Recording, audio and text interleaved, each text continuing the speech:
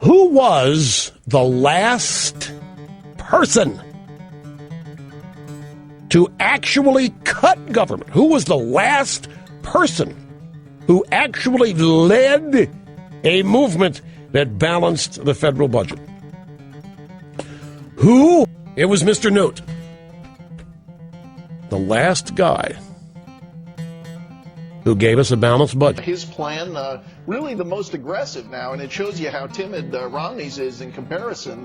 Gingrich going for an optional flat tax down to 15%, cutting the corporate rate down to 12.5%, which would make the U.S. among the most competitive in the world. When Newt showed up, he said, we can become the majority. We can take back the House of Representatives. We hadn't had the House since the 1940s. And initially, none of us believed him.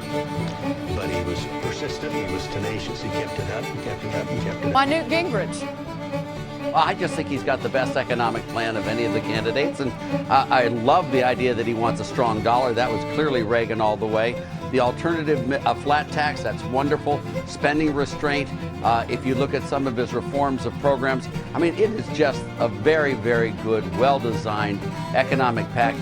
Number one, that Newt Gingrich would destroy Obama in a debate, and they're right.